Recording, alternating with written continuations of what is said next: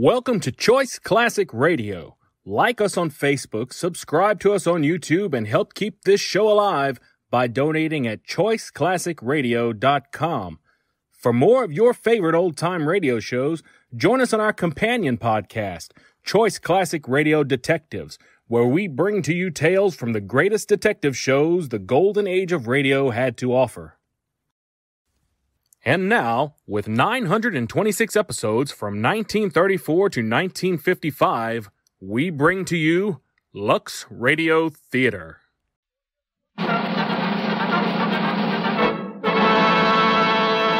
From Hollywood, California, the Lux Radio Theater presents Bette Davis and Joel McCrea in Forsaking All Others.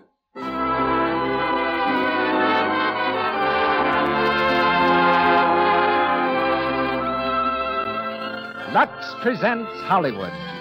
We're always glad, ladies and gentlemen, to hear how you like our program. We enjoy your letters, and when you tell us of your purchases of Lux toilet soap as an indication of your appreciation, we're delighted. It is your enthusiasm for our products that makes this program possible. Starred tonight are Bette Davis, Joel McCrea, Anderson Lawler, and Leona Miracle. Miss Kathleen Coghlan of Paramount Studios is also here to tell us about fan magazines and the stars. Louis Silvers conducts our orchestra. And opening our program is your host and producer. Ladies and gentlemen, Mr. Cecil B. DeMille.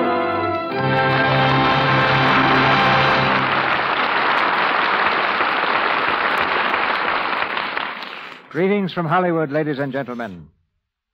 Her mother called her Ruth Elizabeth. Her childhood companions called her clothes hanger. And the world calls her Bet, but should call her Bette Davis.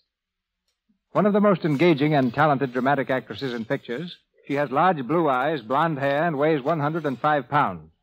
She likes to knit and has been a wizard in the kitchen ever since she won first prize for her coconut cookies in a contest sponsored by the New York Public Schools.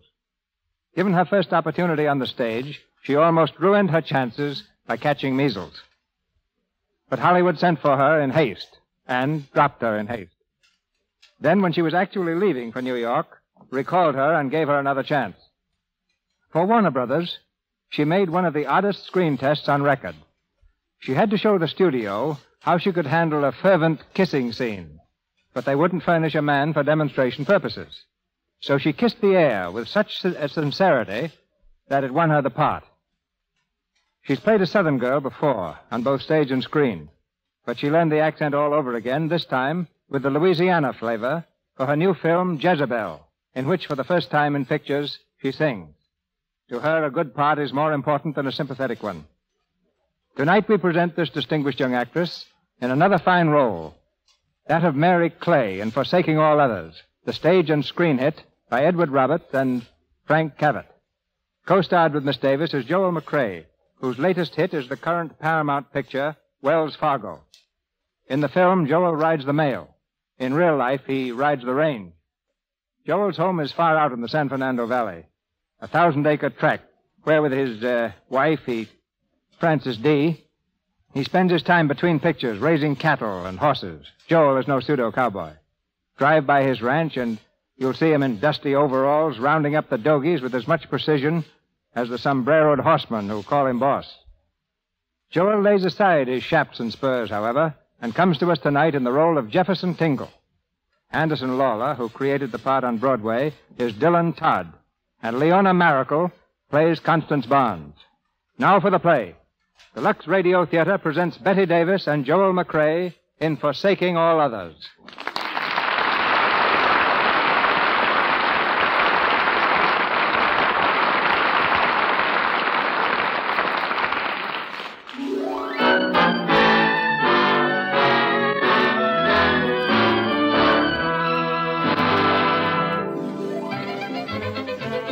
Park Avenue in New York City. A taxicab darts in and out of the afternoon traffic, clicks hubcaps with a parked limousine, and swerves to a screeching stop in front of a red light.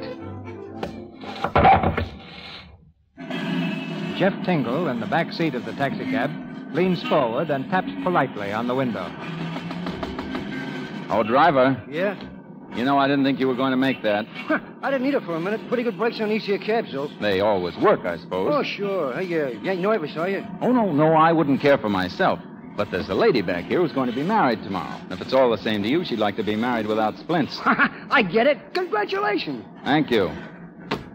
Very neatly put, Mr. Tingle. I thought so myself. I'm sure the driver thinks it's you I'm marrying. No. Of course he does. Maybe I'd better tell him. Do you think he could stand it? I don't know. Probably better than I can. Jeff, you haven't a secret sorrow, have you? Tell me about it. Well, I'm the old-fashioned type, I guess, but I don't believe in the groom's best friend going shopping with the bride-to-be. You know, I've always felt that the best man shouldn't even see the bride until they meet at the altar. Is that all?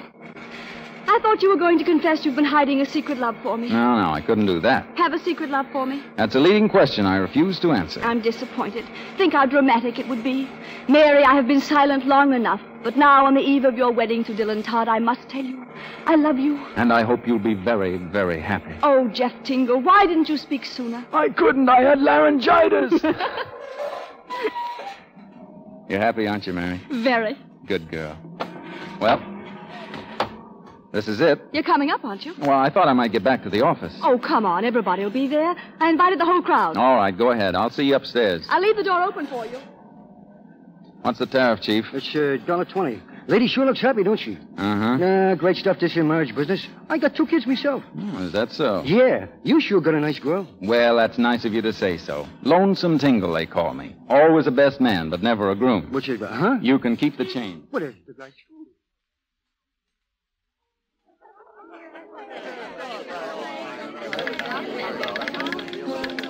Hello?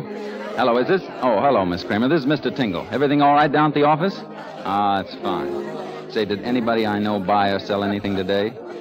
Oh, well. Thanks, Miss Kramer. I don't know what I'd do without you.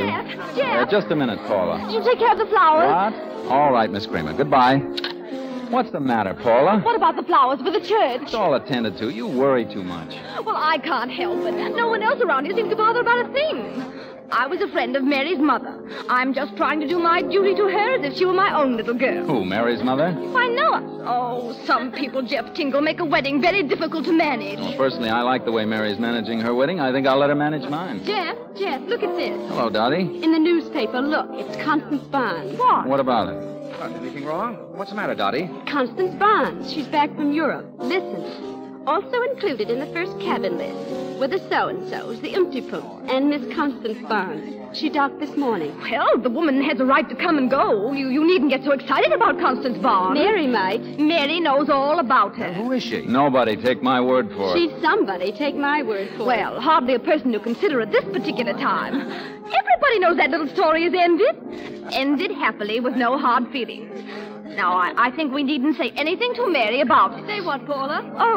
Well, nothing, Mary. No, nothing. She'll probably find out anyway. Oh, Dottie Winters, I'll wring your neck. How'll I find out? What you talking about, Jeff? Connie Barnes is back. Got in today. It's in the paper. My rival. The dark lady in Dylan Todd's life. Well, I don't think it's so funny. Oh, Paula, you poor dear. Why, I'm very proud of her. Oh, you're not fooling me, Mary. You don't like her, you can't. I don't know her. But she is a definite proof of Dill's importance. If Dill had to be led around by his distinguished nose for a while, I'm glad the lady was as elegant as she is. Now, you make Dill toe the line. And no more nonsense about admiring women who steal other women's husbands. I hope you men see what weak, miserable creatures you are. Yeah, I'm beginning to. How about you, Jeff? Oh, I always knew. Miss Mary, these flowers just arrived for you. 2 boxes at once. Thank you, Dent. Yes, Miss Mary. Open one, will you, Shep? Sure. Look, Jeff. Orchids. Orchids. A fortune in weeds just to cover up a lady's collarbone. What's in the other one, Shep? I don't know. Here, what do you call them? Oh, they're cornflowers. How sweet of Dill to remember. Shep, you and I are intruding on a sacred moment. Cornflowers must have a special meaning for Oh, they're my favorite. Do you mind if I'm a little sentimental? He did remember, you know. Wear one for me. Here, Shep. Oh, thanks. You're welcome. And one for you, Mr. Tingle. Oh, no, too bad, Mary, but flowers wither on me in an instant. I know, just one brief blinding flame. That's it? Hello, everybody. Behold the bridegroom. Hello, Mary. Dill, you finally got here? Miss me? Terribly. Hello, Jeff. How are you? Hi. Say, Shep, Aren't you hungry? Not me. It's all right, Jeff. They have swell food in the pantry. Come on, let's get some. I just said I wasn't hungry. Then haven't you any tact? Come on. Oh, yeah, I get it. Oh, don't bother, Shep. We're leaving ourselves. Come on, Dill. I want to speak to you. See you later, Jeff. Uh-huh. Alone at last. I love you, Dill. Swell. I wish it were this time tomorrow. Darling, if you'd rather, we'll get married by a policeman tonight. Oh, no. We'll do it right and proper. Excited, darling? A little. What? A lot. You know, the first time I ever kissed you was in this room. Wasn't it? Was it? Well, good Lord, I thought it was. Maybe it wasn't. I don't remember either. But I love you for trying to remember. I do remember. Everywhere I look, I seem to see a Mary doing something or other. Sort of like spots in front of your eyes. Mm-hmm.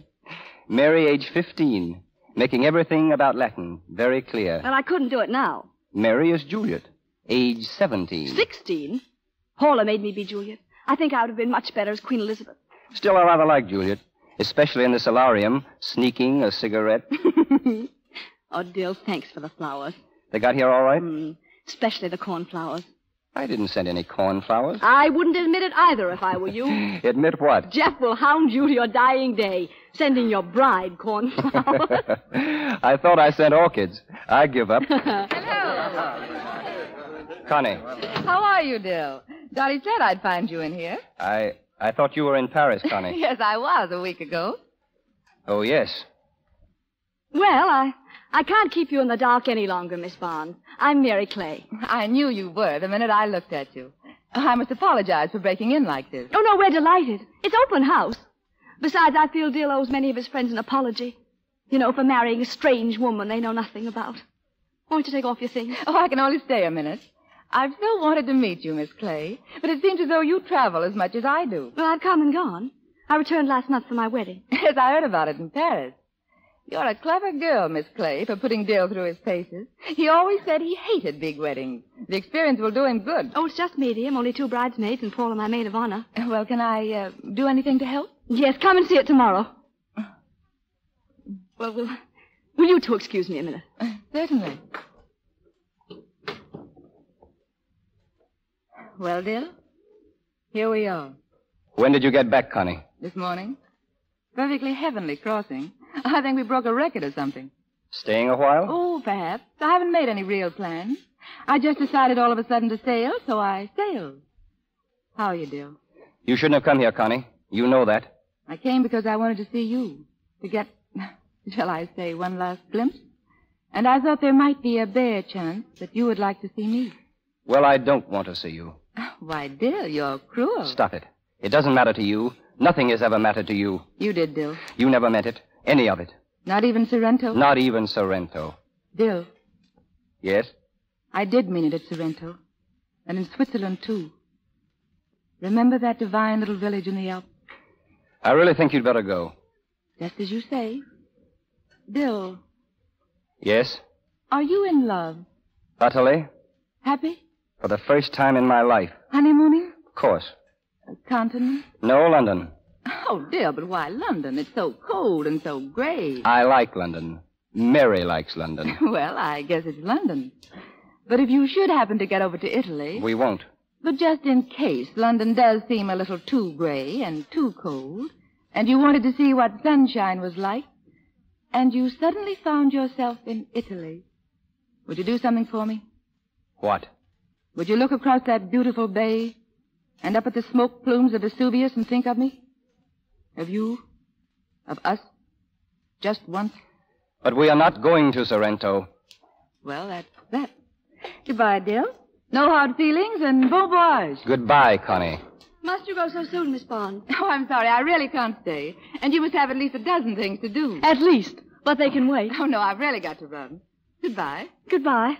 Oh, dear, why don't you drop Miss Bonds off? Oh, no, I wouldn't think of it. I'll be all right. Goodbye, Dill. Well, that was a little unexpected. Do you mind? Why, of course I don't, darling. Why should I? Oh, Mary. Oh, I'm sorry. Come on in, Jeff. I just wanted to tell you that everybody's gone. I'm on my way now. Oh, don't go. Let's sit around and talk. The 3 of us. No, I can't, Mary. I don't know about you, but I've got a big day ahead of me tomorrow. Oh. Well, see you in church, Miss Clay. See you in church, Mr. Tingle.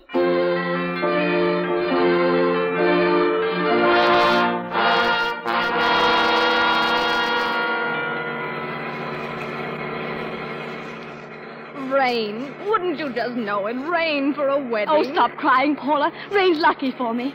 The side door, driver. Yes, ma'am. Oh, look at the crowd going in the church. All for me. Oh, Paula, in all my life, I've never had such a fuss made over me. I love it. Hurry up, driver.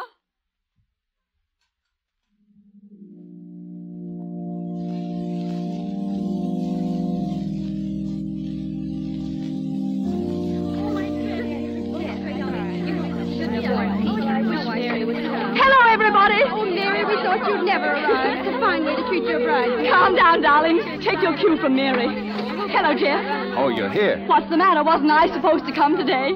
How's Dill feeling? Well, I don't know. What? The best man doesn't Just know. don't get excited. I'll be right back. What's wrong with him? Well, why don't we start? What was that woman singing for? They ought to be playing the wedding march. The sweetest story ever told.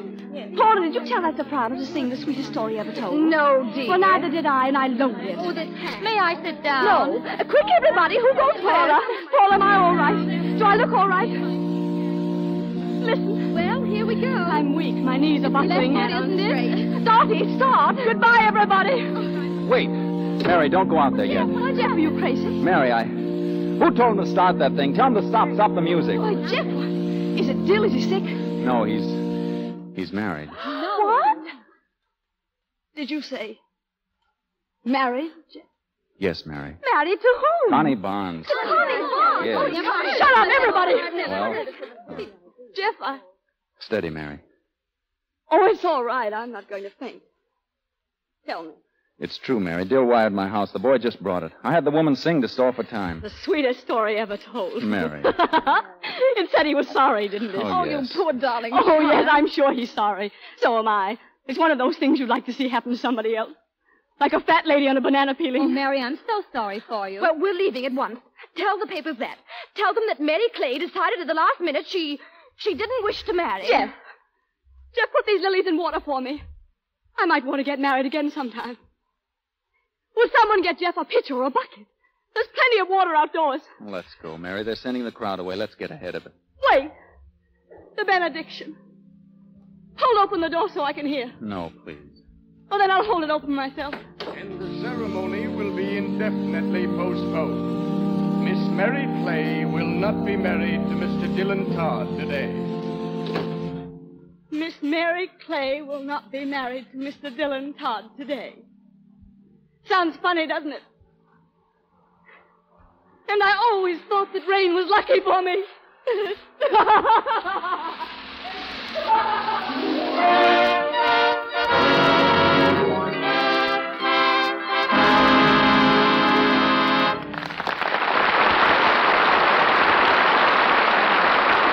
That ends Act One of tonight's Lux Radio Theater play, Forsaking All Others, with Betty Davis and Joel McRae.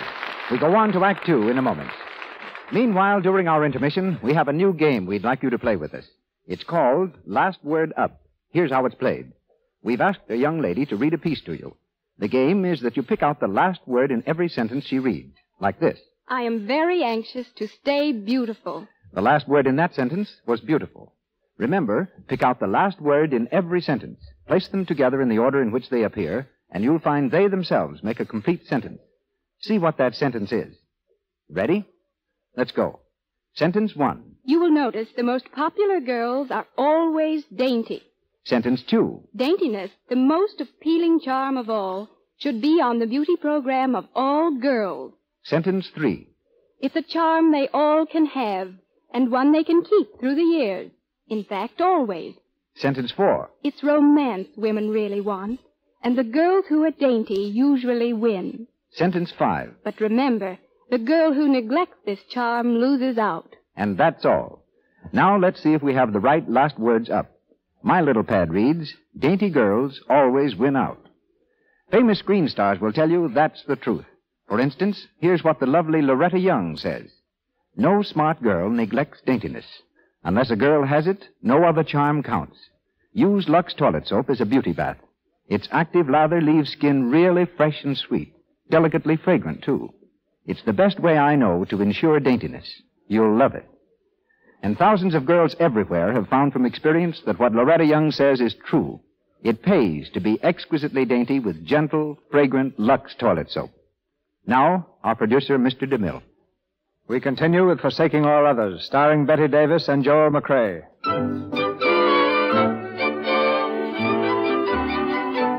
It's the following afternoon. Trying bravely to hide her real feelings, Mary is entertaining again at her home, passing the whole affair off as a joke on herself.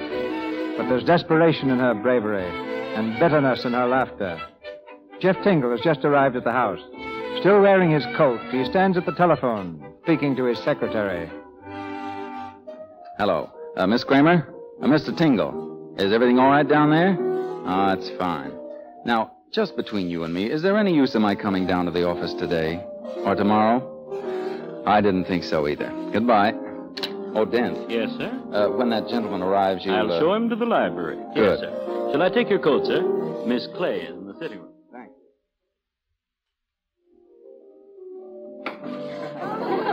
Jeff, Doc, come and join the party. We're celebrating my sudden release from matrimony. You're looking very lovely, Mary. Thank you. The frock is for my trousseau. I had it fumigated. Sit down. I called you late last night. Why didn't you answer? Because I wanted to unpack my trunks and get settled. Oh, then I was tired, so I went to bed after writing a few checks for the monthly bills, and I read myself to sleep on a book that Dill and I received as a wedding present. Being very careful about finger marks, of course, since back it goes. Finally, I put the book down and went to sleep. Did you have a good sleep? Best in years. Must have been a good book. It was rather nice. I'm going to buy it someday. I'd like to speak to you, Mary. May I? Of course. We can go in the library. My ambassadors of goodwill in there, Jeff. They all came to see what a jilted lady looks like. You're putting on a good show. Thanks. Well, they're married, all right. How romantic. Justice of the peace, 11 o'clock yesterday Oh, morning. don't spare a thing, Jefferson. What did the bride wear? I don't know, but knowing Connie Barnes, I'd say something clinging and trailing. Yes, I imagine so. Oh, Jeff, why did he do it? I don't know. I've been trying to figure it out. I have too, all night, all morning. You're doing swell, Mary. Jeff, do you hate being told to move on? If you're in some place that you think is all right for you to be, and somebody comes up very roughly and tells you to move on, that's how I feel. Ordered to take my little picnic basket in hand and get out of somebody's private property. I want to go away. I want to go away and hide. But I'm not going to. I'm going to stay and have a big time as if nothing had happened. Jeff, never again as long as I live will I laugh when the gentleman kicks the lady comedian. What is it, Dent? For Mr. Tingle, Miss Mary. The gentleman. Oh, all right, then. Thank you. Yes, sir? What was that all about? Mary, Bill's here. What? You've got to see him. Who says so? I do. What does he want? I'll let him tell you. I only spoke to him on the phone, but I promised I'd fix it so you'd see him. Your whole life may depend on this. How can it possibly? Please, Mary, for me. I'll send him in. All right, Bill. Go ahead. Yes, thanks.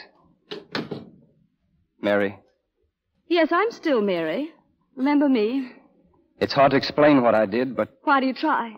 What makes you think I want an explanation? I must. I must make some attempt to... Justify what you did. No, that isn't possible. Or perhaps you want to be forgiven. All right, I forgive you. So what? Jeff said you'd see me. Allow me to talk. You're talking. Go on. Mary, you've always been a reasonable person. Have I? You've always been fair and just. And generous. That's a good word, too. Please, these aren't just words. Believe me, I know. I appreciate what I've done. I played you the meanest trick. I know all that. I only want to tell you it was my loss, too. Two? Who else has lost? Have I? Oh, I was humiliated, embarrassed, naturally. But think when I escaped. Why, I almost married you. Oh, that's something to be grateful for. You know, like missing a train that was wrecked. You don't mean that. Don't I? You can't, no matter what I've done. I know, and you may laugh at me for saying so. But I love you. I've never stopped loving you. Love? All right, maybe you do love me. What's that got to do with it? Perhaps I love you, too. Yes, I think I do. I think I am in love with you. That doesn't mean I want to be. If I stay in a dark room and do as the doctor says and take plenty of nourishment, I'll get over it. Mary, listen to me. I haven't slept. All night long I've walked the streets. I don't want... Oh, I know this is a rotten thing to say, but I need you. It's you I want, not Connie. Oh, Dill. Can't you be loyal with anyone? What do you mean? Well, you're married to her, aren't you? Now I think you'd better go. All right. All right, Mary. doesn't want Connie. What's a fine time to think of that. Keeping me waiting at a church all day and... Oh, no.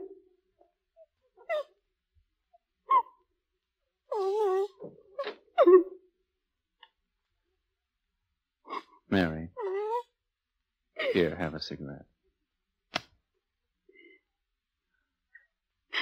Light? Thanks. Well, why don't you ask me what happened? I don't have to. I saw Dill's face on the way out. You know, Jefferson, I can almost tolerate myself again. I've said things that I didn't know I could. Horrible, mean things. And that felt so good.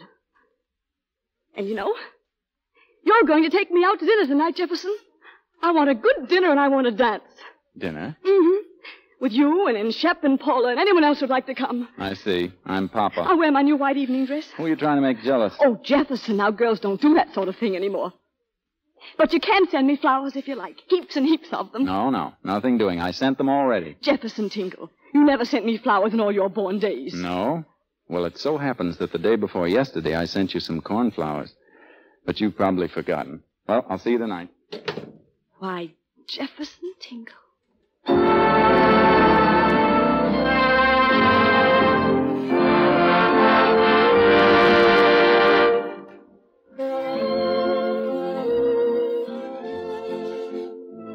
I tried to get her to come. I said, Mary wants you to come, Paula. But she said she was just too upset. There, what do you think of that, Jeff? I'm jilted at the altar, and Paula is so upset she can't come. Iron nerves, Mary. What do you say we have something to eat? I'm hungry. Don't be common, Mr. Tingle. What about a steak all around? And what else do they have? Steak. I'll have a steak, please, Mr. Tingle. Very good, Miss Clay. Anything else you'd like? Yes, a smile, Mr. Tingle. A smile? How's this? Gruesome. Well, I'm sorry, but that's the best I can do. So what's the matter with you, Jeff? We're supposed to be on a party. Yes, whoopee! We ought to have noisemakers. Mary, you're beautiful tonight. Thank you, sir. If you ask me, Mr. Dylan Todd is a dope. Who asked you? Well, don't you think he was a dope? I try never to think about anything. Yeah, well, that's nice. That's loyalty. Yeah, well, I still think he's a dope, and so do you. I won't have you men quarreling over Carlotta, the dance hall girl. She isn't good enough. Well, I'll have my steak rare. What about you, Mary? That guy is hopeless, Mary. That's all. He's hopeless.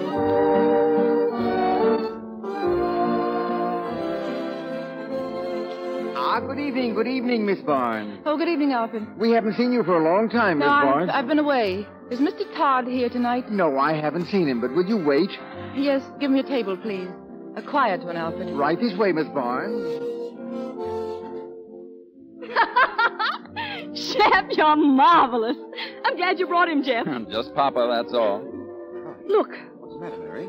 Am I hysterical, or is that really Connie Barnes coming through that door? It's Connie, all right. Connie Barnes. She's heading right for us. Oh, let's get out of here. I don't want to see her. We can go upstairs. Come on. No, I won't. I haven't done a thing to be ashamed of. Sit tight, Mary. Mary, if I were you, I wouldn't go looking for trouble. Why, Connie, how do you do? Oh, good evening. Well, hello, Connie. Oh, Connie. Hello, I was looking for... I told Dill I'd meet him here. We've just ordered. Won't you join us? Why... Oh, we'd love to have you, wouldn't we, Jeff? What? Oh, yes, delighted. We're celebrating. Paula couldn't come, so you can have Shep, Connie. Well, thank you. That's very sweet. Sit down, won't you? Sit down, Shep. Sit down, Jeff. You're not going to stand up all evening, are you? We'll clear the ring when we hear the gong. Oh, shut up. Sit down. Well, if you think it's safe, have a seat near the door, Shep. Thanks. I know what you all must be thinking. Yeah? You're good. Jeff, please. Miss Clay, I'm glad we had this chance meeting. I feel there's some sort of explanation, do you? Explanation? Yes, it was really unfortunate. I mean that our marriage should have to be at such a time. Yes, it was a bit inopportuno. I'm so sorry. I really blame Dill. He knew how it was with us. And just forgot for a time. Yes. And you are attractive, Mary. May I call you Mary? I can imagine Dill found you hard to resist. Hard, but not impossible. But it's not Dill I'm concerned about. No. After all, you're the one Who lost? Well, it amounts to just that, doesn't it? Really, you're not flattering me, Mrs. Todd. That's it, Shep. Outside the ropes. Let's go. Can't we look at this thing impersonally? Oh, of course. I'll be Exhibit A. I like your saying that. To carry out the idea, I'll be Exhibit B. And Dill, Exhibit C. It's the new World's Fair, Shep. I'll sell you the popcorn concession. Oh, Jeff. I I know you grew up with Dill. You were taking your marriage as a matter of course, just one of those things. A love match. I don't doubt your sincerity, Mary. But I should have married Dill a year ago. Oh, what's a year, more or less? When I heard he was going to marry you, I knew suddenly that I had to see Dill again. To know once and for all if he was important to me. Any woman would have done the same. But not so successfully. Do I detect a note of sarcasm? Oh, not a bit. Oh, you have my best wishes. And so has the bridegroom. Thank you. I wish you'd say that to Dill yourself. Heaven knows I want you to be friends with Dill. I know you can be. I think you're good for certain things in his disposition. Dill is accustomed to going to you. He needs you. Well, he said he needed me. Yes? Yes, he said he needed me this afternoon. This afternoon? Dill saw you this afternoon? Yes, for the very thing you said, because he needed me. Well, you two had a lot to talk about if Dill went to you. Oh, I think he stopped by the church first to see if she was still waiting. I see. It's not pleasant to be left waiting. You should know, Mrs. Todd. Really, should I? When did you see Dill last? Well, what do you mean? Well, shortly after the wedding, wasn't it? Nearly 2 days. It's a long time for a bride of 2 hours. How do you know that? Dill told me. You've seen? You know where he is? Where is he? My house. Where's that? I've moved. Answer me. Jeff, what have you planned, all of you? What have you planned? It's not pleasant to be kept waiting. Are you insinuating that Oh, Connie, Jeff, please now don't quarrel for my sake. Fighting in a restaurant, it's vulgar. What have you and Dillon planned? Nothing. Good. Because Dill and I understand each other. Why, this will all blow over. I know all about your childhood sweetheart. But now he's mine. He's nobody's. He belongs to himself like any decent human being. I think I can speak for Dill in that matter. I resent that. I resent it for Dill. You might ask him how much he resented what I said night before last. Oh, you can't hurt me, Connie. Tell me what you said. Or shall I tell you? She'll make you such a good wife. That's what you said. A sweet girl. Go on, marry her, Dill. Forget me and better not think of the things that might have been. That's what you said, Connie. Well, probably not as plain as that, but with the same meaning. Hail and farewell, you said. No, don't kiss me, Dill. Remember Mary, poor dear Mary. And you swept him in with your tenderness. Oh, how beautifully you do it. And once again the world was lost for love. And it always will be. You'd better learn that. Rose or pink at your wedding, Connie? Which did you wear? Or blue or green or black or white? Whatever I wore, it suited the occasion. A grown-up occasion and not for little girls. Good night, Miss Clay. Good night to you, Mrs. Todd. Well, you won. Yes. Yes, I won. But for some reason it tastes a little bitter. Shall we dance, Mr. Tingle? Delighted, Miss Clay. Excuse us, will you, Shep? Have a good time, children.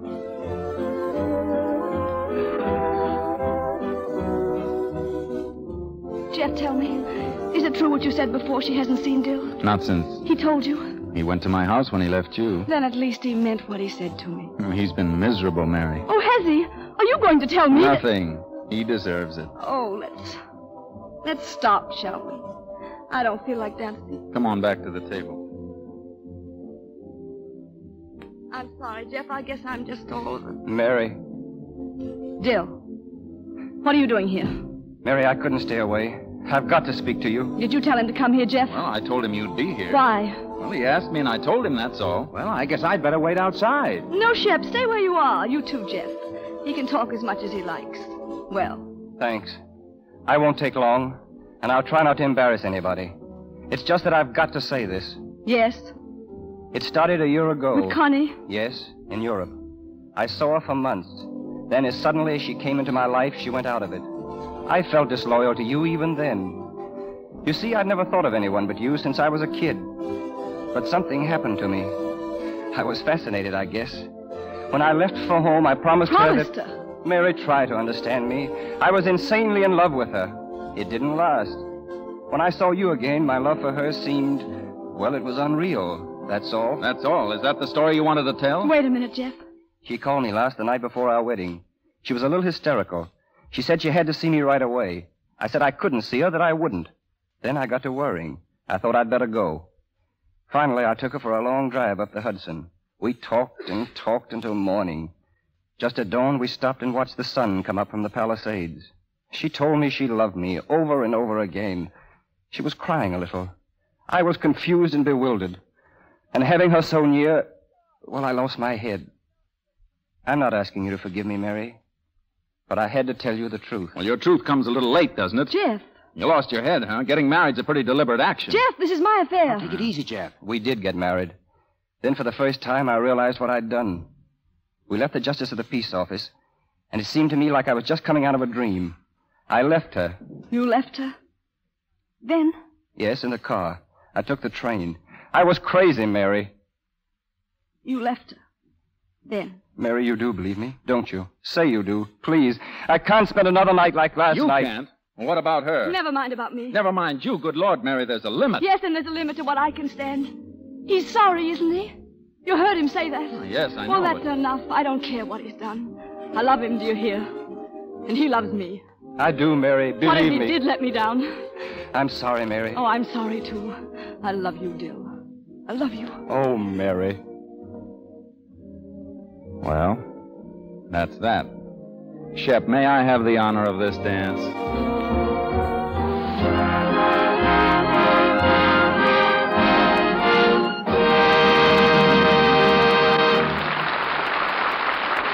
We pause for station identification. This is the Columbia Broadcasting System.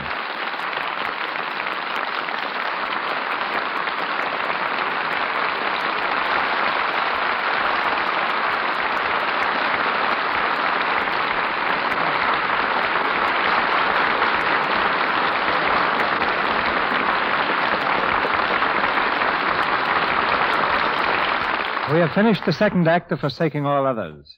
And now, before going into Act 3, we observe our custom of bringing you one of the backstage personalities of motion pictures. Among other things, Hollywood is noted for providing more strange occupations than any other town in the world. On our payroll are cobweb spinners, echo testers, fly chasers, professional screamers, and telephone cord untwisters. We meet one of these odd jobbers now. Her name is Kathleen Coghlan, and we call her our fan magazine contact. Kathleen gets paid for digging up unusual facts and ideas about the stars to be used in various screen magazines. In other words, Mr. DeMille, my job is to find new angles on Paramount personalities, new slants that are news. From the women's point of view? Oh, no, from the man's point of view, too. Almost half our fan mail comes from men. That's why the fan magazines print so many success stories. That's the type the men like to read. And then there are those which appeal to both men and women, stories with what we call a problem slant. For example, the personal handicaps which many stars have had to overcome. Meaning whom, Miss Coghlan? Meaning Fred McMurray. To see Fred today on the set of Coconut Grove, you would never suspect that he used to be so shy he'd go into a panic every time he had to meet people. He cured himself by centering his attention on other people and so developed his present easy manner. How he did it furnishes an interesting story. Still, I presume that today, as since the dawn of time, the type of story that interests a woman is a love story. Correct. But she's interested in the love stories of the stars for much more than a curiosity angle. You see, that woman has a Robert Taylor or a Clark Gable or a Tyrone Power of her own. Someone she wants to fascinate and keep enchanted. And so we found that a reader's main interest in the love story of an actress is to learn the means by which that actress succeeded in her Hollywood romance. Hollywood, you see, has become a school, teaching a widely diversified list of subjects, and with all the world as its pupils. It's become a sort of national proving grounds, and that's why I think the sponsors of this program are to be congratulated on their product. The fact that Lux Toilet Soap is so popular with the stars can be taken by every girl as adequate proof that it must be about the finest complexion care obtainable. I've seen Lux Soap in the dressing rooms and homes of any number of stars, actresses who could afford to spend almost any amount of money. Thanks for telling us that, Kathleen. But your job is to get good ideas for fan magazines. The 14 of them that appear every month have a combined circulation of 10 million. Each one prints about 10 articles, which means that out of somewhere must arise 140 ideas every 30 days. Where do they come from? Well, take that recent article called The Story of Claudette Colbert's Second Honeymoon, which appeared in Photoplay magazine while Claudette was making Bluebeard's eighth wife. In reality, that story outlines her plans for a trip she's now on in Europe. That in itself wouldn't make what we'd call hot copy, but it suddenly became warm when Miss Colbert dropped a stray remark that she hadn't had a honeymoon because she'd been so busy making pictures. Then and there we had the basis for an article that would interest thousands, again because it could be applied to themselves. All brides, of course, don't have to hurry back home to make motion pictures, but all of them in their hearts want the romance of a honeymoon, even if it's only a 2-week vacation. That's why such a story is so successful. But do our leading stars welcome interviews of that nature? Every star will give a good interview if the conditions are right. Conditions are right for Fred McMurray when he comes into my office, drops down in my chair, and props his feet up on the desk. Carol Lombard is highly conversational in a noisy atmosphere and talks most on the set between scenes. Irene Dunn prefers to wait until her picture is finished and then will entertain graciously at home for the interviewer. Gary Cooper is most uncomfortable when an interview has been planned for him. He's much more helpful if you can arrange to just bump into him. In fact, Gary gave the finest interview of his career, basking in the sun on a pile of old lumber. There's a little tip for the next time Gary appears in the Lux Radio Theater. Thanks, Mr. DeMille, for interviewing an interviewer. Thanks for the starlight, Kathleen. Betty Davis and Joel McRae return to us in Forsaking All Others.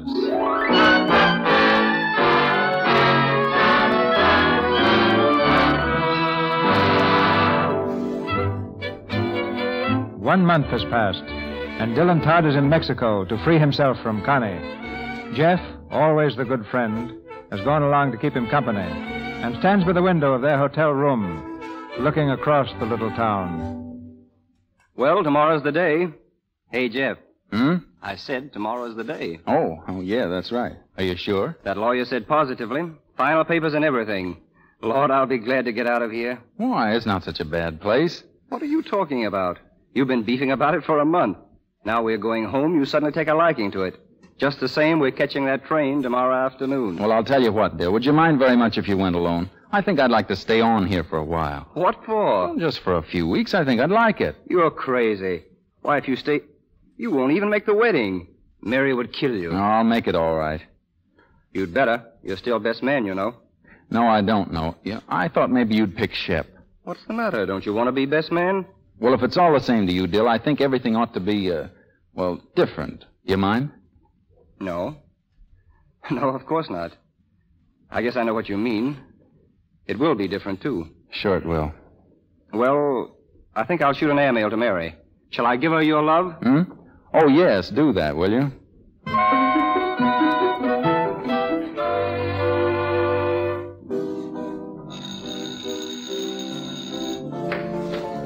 Hello, Dent. Mr. Tingle, welcome back, sir. Thanks. Am I expected? Oh, yes, sir. I heard Mr. Todd say you'd probably be here today. Jeff! Hello, Mary. Jeff, you finally got here. I was ready to kill you. Do you know I'm getting married tomorrow? Same place, same piano, same crowd, same wedding. Same Jeff. It's good to be back. Come on, I want to speak to you. Now tell me all about yourself. No, there's nothing much to tell. How was Mexico? How are you? Feeble. Let me look at you. Jeff, you're thinner. No, I got too much sleep down there. Well, you didn't dare sleep before you reported here. No, I tried to, but I couldn't, so I leapt out of bed and fixed myself up cute and rushed right over. Oh, you did? Well, you can go right back home again.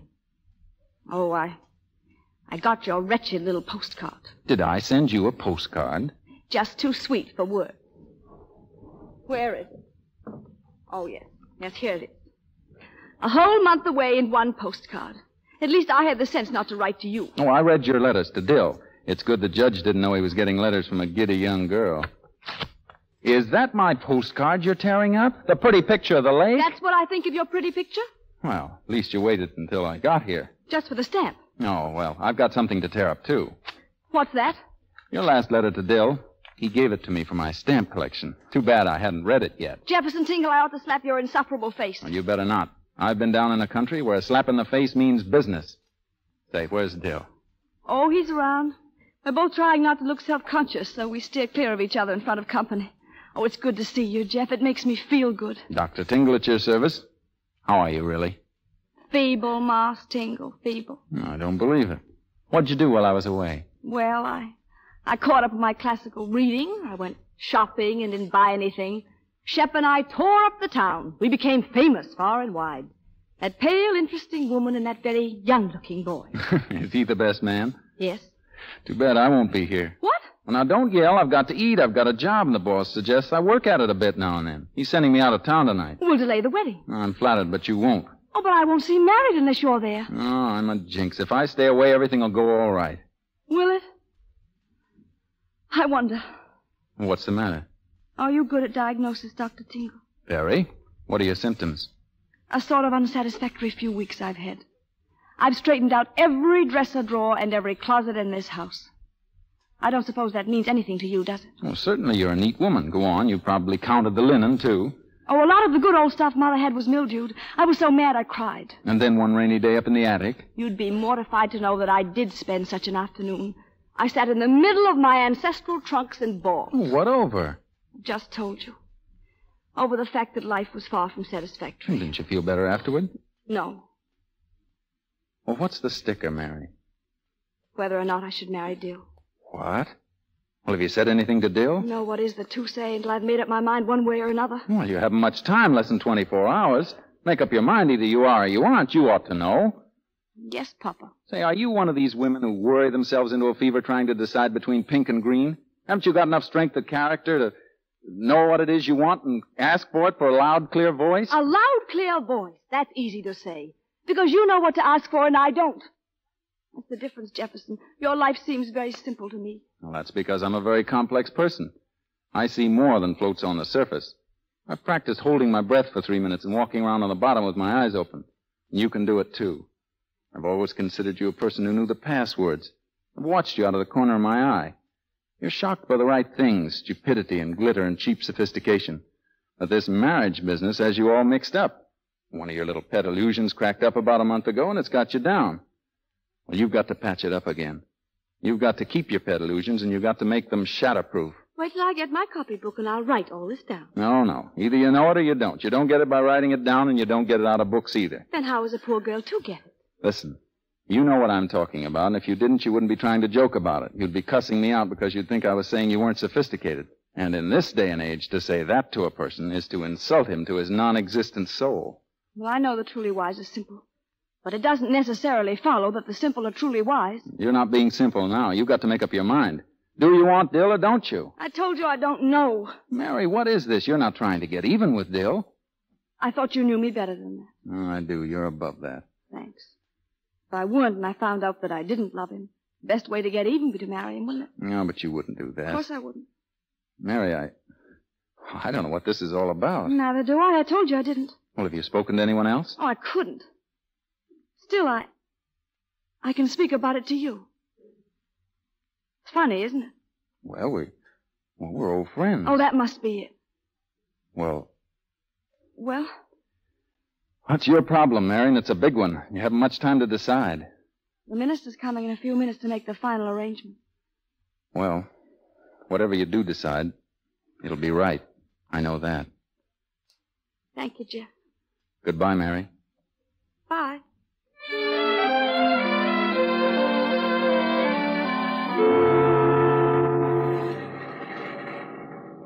Well, where to now? Go around the park again. Okay. Well, that makes 4 trips around. Go on. You're getting paid for it. I got all day and all week, and I'm not in a hurry. Okay, Lonesome. What? Remember me? I remember you. Oh, you do, huh? Yeah, Lonesome Dingle. All the time a best man. I picked you up on Park Avenue once, remember? Oh, yes. Lonesome Dingle. That killed me. I thought you were screwed. I wouldn't be a bit surprised. Turn around. Huh? Go back to the house where you picked me up and step on it. But I thought you said about... Go on. Okay.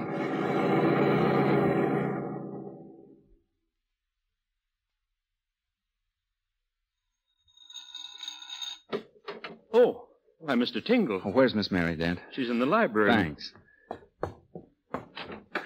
Mary. Well, glad to see you back, Mr. Tingle. We've got your old room ready for you. Oh, well, thanks. The conductor said 30 minutes for lunch, so I thought I'd get off and talk to the pretty waitress. That's nice. Sit down. Listen, Mary, I've been thinking, and I want to ask you something. Well, if you want to laugh at me when it's all over, I'll laugh with you, because maybe it's hilarious, only I don't think so now. Go on.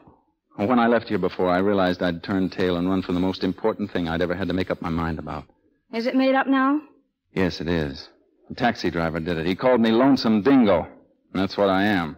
And you know why. Because I never took my own advice. I never yelled out for what I wanted in a loud, clear voice. Well, I'm doing it now. Listen, Mary. If you do change your mind about Dill, if you aren't going to marry him, sometime after a decent interval, only I hope the interval won't be too long or too decent, would it ever occur to you to marry me? Yes, Jefferson, it would. Of course it would. Why not? Jefferson Tingle, that charming old fellow. Wouldn't it be amusing to think of being married to him at some time or other? Well, all right, Mary. Let me know. My office will give you my address any time in the next 3 weeks. So you didn't mean it? Did you? Yes. I did mean it. So did I. Mary. Jeff. What's happened? I don't know. Have I always loved you? I must have. Oh, we've got to find Dill and tell him. He's still here. We'll tell him together.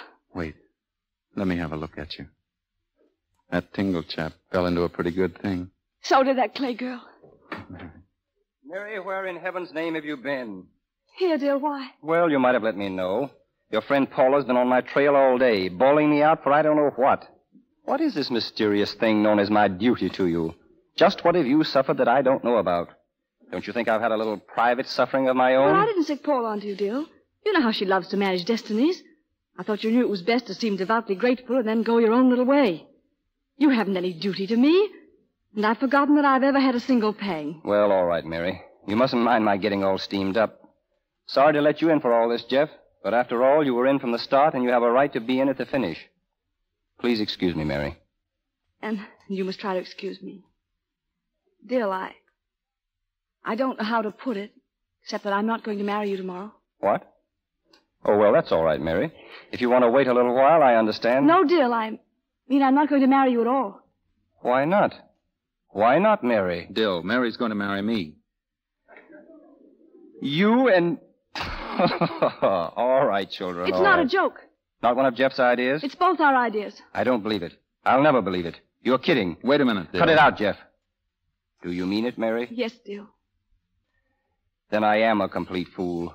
Congratulations on making me one. Oh, Dill, I'm sorry. Oh, don't say that. You can't be sorry. Not if you're marrying that fine chap, that true friend, Jefferson Tingle. What I can't understand, Jeff, is why you went all the way to Mexico to get me free. Wait a minute, Dill. This has happened to Jeff and me in the last half hour. We haven't had time to tell you. Yes, but you were going to tell me. How considerate. Perhaps you can tell me something I can tell my friends. Oh, Dill, don't say such things. We've always had so much fun together. Dill, that's it. We were getting married on the strength of the past. So I'm just a friend. Is that it? Just a friend that stuck his hand in the buzzsaw for you to find out if it was sharp. So you want to marry Jeff Tingle instead of me. Is that it? That's it, Dill. All right. But promise me this. Don't ever talk about me. And give me time to get out of town. There goes Dylan Todd. I'm sorry. You know, Jeff, he didn't think of me at all. I'm glad of that. Why? Because then I won't have to sit up nights worrying about him. I think he took it nobly. Don't you think I took it kind of nobly when he let me down? As far as I'm concerned, I think you take everything nobly. Jeff, you're not going to start complimenting me at this late date. Well, Miss Clay, my position is slightly altered. As a bridegroom, I hardly know what to say. Darling. Miss Mary, Reverend Duncan is calling about plans for tomorrow. Oh, the minister. Jeff, kiss me. Good afternoon, Miss Clay. Good afternoon, Reverend Duncan. And this is Mr. Dylan Todd? Well, not exactly. What? I mean, there's been a slight substitution. Mr. Tingle for Mr. Todd.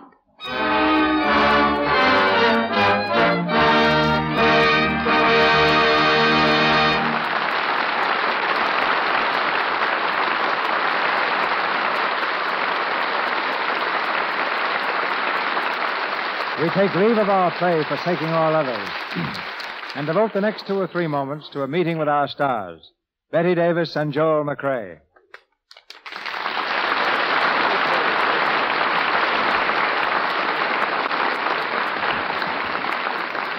A couple of weeks ago, Miss Davis, the Hollywood columnist Jimmy Starr reported on this microphone that you've just moved into your new home. Good work, CB, but don't stop there. Don't whisper, Joel. Speak up if there's anything on your mind. Oh, no, not a thing. Well, you know, Joel here's in the cattle business, and after all, Betty, what is home without a cow? Now, Mr. DeMille, what would I want with a cow? I'm sure I don't know, Betty. I'm only trying to help Joel out. He said that if... Well, Betty, a cow... Well, you see, a cow is... Why, well, anyway, they're swell.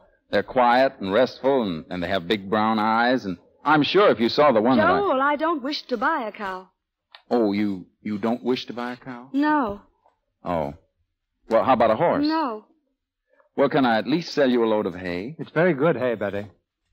You two aren't partners by any chance. No, not exactly. You see, I own a herd of deer. But I don't want any deer either. No, but they eat so much hay that Joel said he'd give me all I need if I helped him sell you a cow. Oh. I see. Just a couple of boys in the movie business. Maybe we'd better change the subject, Mr. DeMille. No, wait a minute, Joel. Since you and I have formed a sort of mutual admiration society for our friend Willie Weiler, why don't you send a cow to him as a token of your esteem? Excuse me, Betty, but Mr. Weiler has interrupted his picture directing and is now in Sun Valley, Idaho. Yes, far, far away from Hollywood with nothing to do but ski and ice skate and toboggan. Poor man.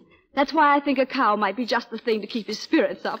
Tell me, Betty, is it true that after directing you in Jezebel, poor Mr. Weiler had to go away for a rest? Oh, don't be silly, Joel. I'm the one who had to have the rest. You've worked with Willie, you should know. My secret agents informed me, Betty, that the real reason you worked night and day was to enable your co-star, Henry Fonda, to dash to New York and be there at the time he became a papa. That's quite true. And in appreciation of our efforts, Henry promised to name the baby Jezebel. But he double-crossed us and named her Jane Seymour Fonda instead. I don't know, I suppose that's better. Jane's really kind of nicer than Jezzy. By the way, didn't Henry play in Forsaking All Others on Broadway? That's right, Joel. He was hardly more than an extra then. And now, 5 short years later, he's right up among our leading men. But getting back to you. Now, just what is all this about your ranch? Well, the best way to find out is to come up and have a look for yourself. A real ranchman? Corrals and roundups and wooden bathtubs, too, I suppose. Well, not quite that authentic, Betty. I'll own up to one small swimming pool. Well, speaking of bathtubs... And goodness knows you're the one to speak of bathtubs, Mr. DeMille. Well, anyway, I was about to remark that the first bathtub in this country almost caused a minor revolution. Its presence in the home of a Cincinnati gentleman in the 1840s brought forth a storm of protest from politicians, newspapers, and the medical profession. It was denounced as an Epicurean innovation designed to corrupt the democratic simplicity of the Republic. Not long after, the Philadelphia Common Council went into a turmoil over a proposed ordinance prohibiting bathing between November 1st and March 15th. It failed to become a law by only 2 votes. That's lucky for you, sir. This is the 20th century. Lux Soap would have found it rather rough sledding back there in the unscrubbed 40s. And lucky for us, too. I'm very happy to say that Lux Soap is the soap in our new home. Well, thank you, Betty. And thank you, sir, for inviting me here to play Forsaking All Others. Many of you will remember the stage production with Miss Tallulah Bankhead, whose performance is one I know I shall never forget. And now, good night. Good night, CB. Good night, Betty. So long, cowboy.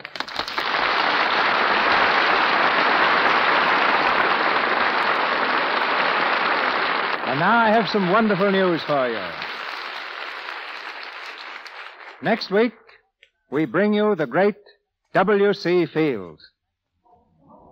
The old guard that never surrenders. Beneath the magnificent flaming canopy that is his nose, there beats the heart of a Don Quixote. He's the ghost of the old family album, come back to shake the world with laughter. He's the last stand of old-fashioned chivalry and wisteria-draped sentiment. His speech gushes with 18-carat invective and 18th-century elegance.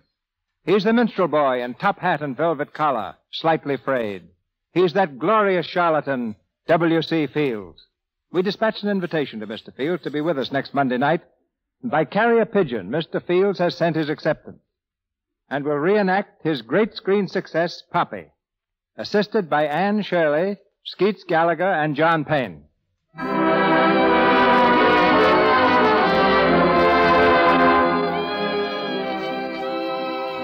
Our sponsors, the makers of Lux Toilet Soap, join me in inviting you to be with us again next Monday night when the Lux Radio Theater presents W.C. Fields in Poppy, with Anne Shirley, Skeets Gallagher, and John Payne. This is Cecil B. DeMille saying good night to you from Hollywood. Joe in the Play appears the courtesy of Samuel Goldwyn and Louis Silvers through 20th Century Fox Studios, where he directed music for the new film Sally, Irene, and Mary. Heard during tonight's program was Sweet Someone from Love and Hisses. Your announcer has been Melville Ruick. This is the Columbia Broadcasting System.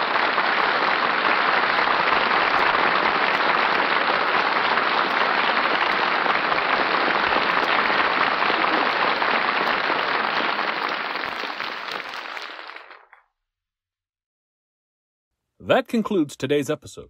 We'd like to thank you and remind you to donate at choiceclassicradio.com. Remember, your donations make episodes like this possible.